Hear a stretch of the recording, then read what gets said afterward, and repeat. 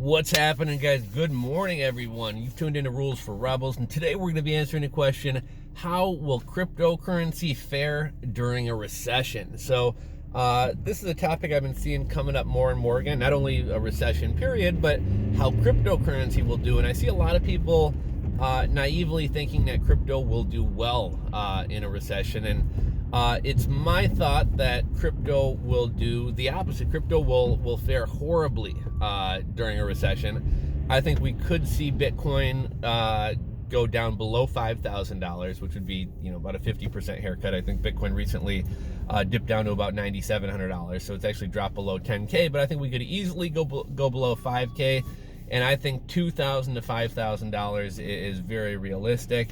I think Bitcoin and Ethereum will hold up better than most other cryptocurrencies for a number of reasons. The most adoption, wealthier people who are getting into crypto, and institutional money who are getting into crypto are getting into those, and wealthier people and institutions tend to do better during recessions than broke people. Broke people tend to have to sell off their assets. But there's a lot of reasons why I think crypto will do very, very bad during a recession. Now, first off, let's talk about this impending recession, right? There's always an impending recession. Even if a recession ended yesterday or last week or last month, eventually there will be another one. It may be, in all likelihood, 8 to 10 years out, but there's always going to be another recession. It's almost like, here's just kind of a stupid analogy, but I'm always paranoid about getting sick before I go on vacation, right? When I go on vacation, I want to be carefree. I want to feel good. I want to sit out in the sun all day. I want to go cliff diving. I want to rent a catamaran. I want to rent bikes and go check out the town. I want to eat great food. And getting sick would really put a damper on that, right? Like, your taste buds can't taste anything. You feel like shit. You're lethargic. You don't have a lot of energy. It would just ruin a vacation that you spent a lot of money on and spent time that's hard to get away from your job, your business, your life. So that's one thing I've always been paranoid about is getting sick right before I go on vacation. Now imagine if I just never went on vacation, because you're always going to get sick again at some point, right? Like the chances of you never throwing up again, never having a cold, are slim to none. So you're always going to get sick again. So what if I said I'm never going to go on vacation, and then that way I can't get sick before I go on vacation? Like, that would be pretty stupid. And I would almost kind of make this analogy to staying out of markets because you think a recession is going to happen, because a recession is always around the corner. Now, right now, is there a good likelihood that we're going to have a recession within the next year, 2 years, 3 years? Well, yeah, the likelihood, and historically, if we look at history as an indicator of what's to come, like, that would be pretty likely, right? Recessions happen every certain period of time. There's certain kind of economic conditions that often kind of lead to them. So a recession probably will happen in the next year, 2 years, 3 years. But the idea that you're going to be able to time the market is just silly. And even back after the 2008 crash, people were this is a fake bounce. We're not really in a recovery. And I would say by about the time 2015 rolled around, like, it was pretty safe to say that we were out of the recession. But even like 2015, 2016, there's people who have been sitting on the sidelines, not investing in real estate, not investing in the stock market, not investing, period, because they thought this recession was coming. And I haven't really looked at the numbers recently, but like back in late 2018, early 2019, I looked at some stuff, and like, just having your money in VTSAX, like a low-cost index fund, not even doing anything super fancy, like, you would have seen, like, at one point I think it was 43% returns, just index fund investing from like 2015, 2016 to 2018, 2019.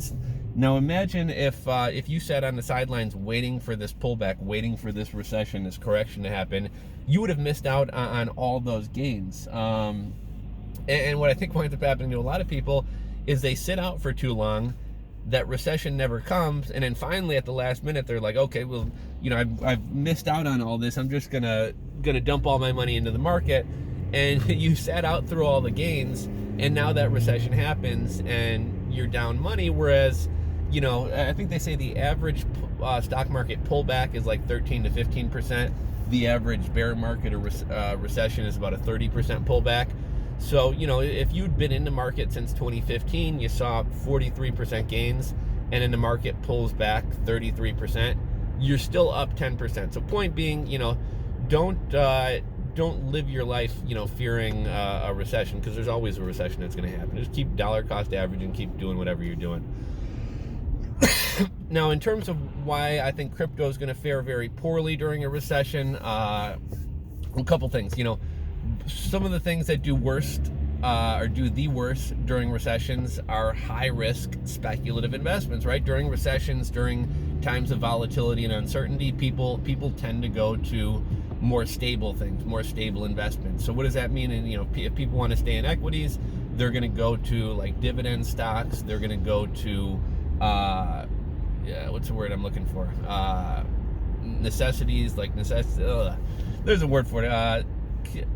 Something staples, consumer staples, right? They're going to go to Johnson & Johnson's and Crafts and things like that, because even during a recession, we need bleach, we need cheese, we need ketchup. So a lot of people are going to go to those type of investments.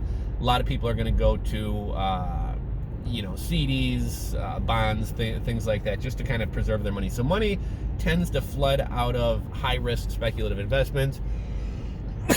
A lot of VC money and big money, institutional money, comes out of speculative things. So, money's going to pull out of tech and go into more stable things. And cryptocurrency is extremely speculative and high risk. So a lot of the VC money, a lot of the money investing in a lot of these crypto exchanges and crypto technologies, a lot of that money is going to get sucked out of the space. And a lot of people investing in crypto are broke. Actually, most people are broke, period. We always see the articles about how nobody's got any savings, nobody's got any retirement. But I think especially people who are in crypto tend to be younger. A lot of the reason people get into crypto is because they want to see these big gains to kind of launch them ahead, financially speaking.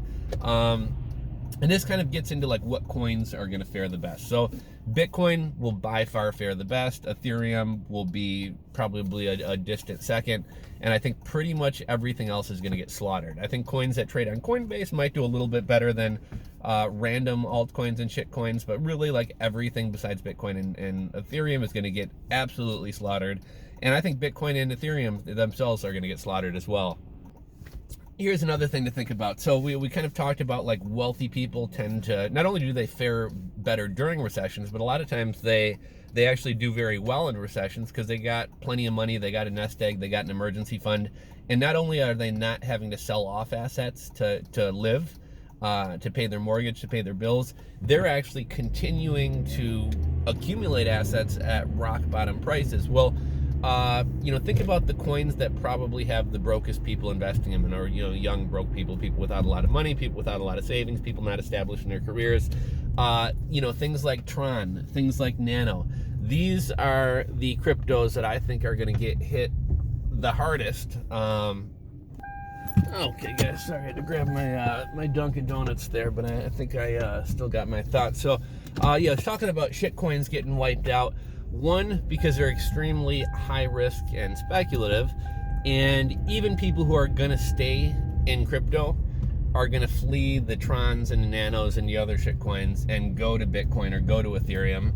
And then also the people who hold these coins, a lot of the reason people buy these cheaper altcoins, the reason that ICOs and things became so popular is people who missed making money on the Bitcoin wave, people who can't afford a whole Bitcoin at $10,000. They said, well, I can't afford a whole Bitcoin. Rather than buying 0.01 Bitcoins for $100, that same $100 can get me 10,000 Tron, so I'm going to buy Tron instead. So I don't think it's silly to think that people without a lot of money are the people who are in a lot of these shitcoins and altcoins. And so they're also the people who are going to have to sell off to pay their expenses, because they're less likely to have a stockpile of money, an emergency fund, or a rainy day fund, and that's going to drive those cryptos down even further. What could help cryptocurrency leading up to a recession, or what could happen between now and a recession that would be good for crypto or help it weather the storm, so to speak? I think a high price. I think the higher the price of crypto is, the better going into a recession. I think a high price tends to kind of give it some legitimacy and give it some confidence, and then also adoption. The more adoption cryptocurrency as a whole has, as well as your specific cryptocurrency, the better it will weather a recession. Pretty much all markets are driven by supply and demand. It's a little bit more complicated than this, but ultimately speaking, if there's more people wanting to buy Bitcoin than sell Bitcoin, people are going to have to continue to offer more and more and more until somebody's willing to sell, and that's going to drive the prices up. If there are more people wanting to sell off cryptocurrency, or your particular cryptocurrency or Bitcoin, than there are wanting to buy it, people are going to have to continue dropping their price until a buyer comes up and says, yeah, I want that, and that's going to drive the prices down, right?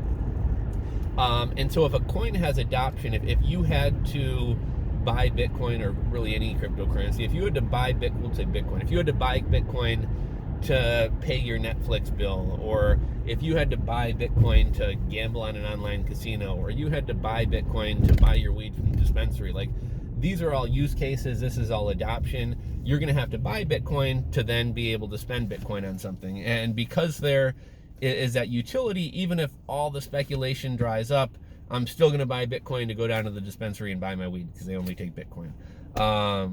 And so that's going to kind of put some volume into the market. That's going to create some demand.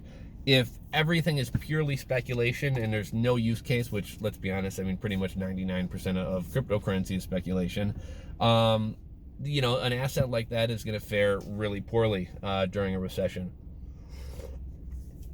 And I think that's another problem with crypto.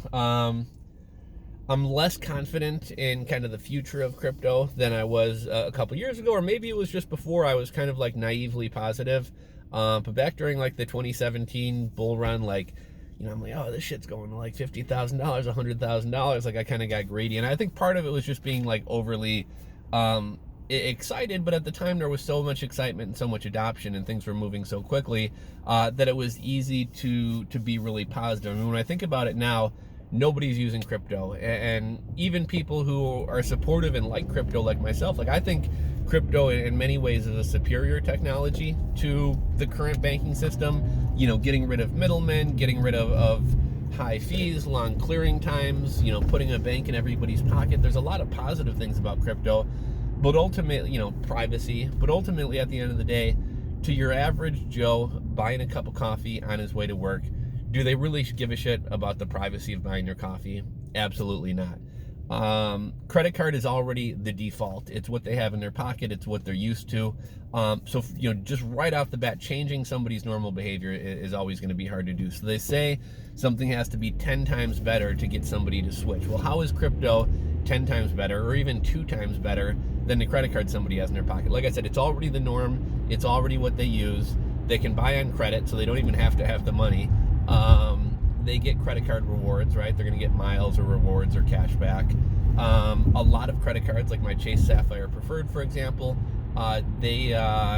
anything that I buy, I automatically get a 1-year warranty on. There's other perks. I can go to the you know, United Airlines, you know, lounge and get free drinks and charge my phone. You know, there's a lot of perks that come with a credit card, a lot of little benefits. And with crypto, I'm having to spend my own cash. I'm not getting any rewards. There's no chargeback protection.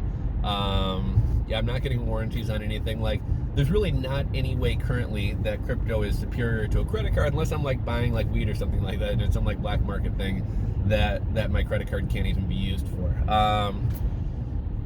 And I think that's why adoption is so low. Now, that's not going to be the case forever. Like, will crypto become easier to use? Will smart contracts and things like that, like put in some layers of protection and stuff? Well, yeah, eventually that stuff will come. It's kind of like a lot of people talk about, like, way back when the internet first started, and, you know, everybody was on dial-up, and it took 10 minutes for a picture to download in chunks. Nobody would have ever thought that we'd have, like, live streaming, and you wouldn't have excuse me. Nobody would have ever thought that we'd have social media and you'd get rid of your DVDs and everything would be streaming on demand and you'd be watching YouTube and uploading videos and talking to people. You know, back when the internet first started, nobody thought it would be like it is today. That would seem crazy. And I think the same thing will happen with crypto. You know, crypto is kind of clunky and clumsy today, and I'm sure eventually someday it will be like the modern internet, but that day is a long way off, and a recession is definitely going to happen before that happens. So what does that mean? What do? Do whatever you want to do. Like, if you're going to stay in crypto, I think Bitcoin and Ethereum are going to fare better than anything else. And if you look at a company like Grayscale Investments, who helps institutions and, rich people, big money invest in cryptocurrency.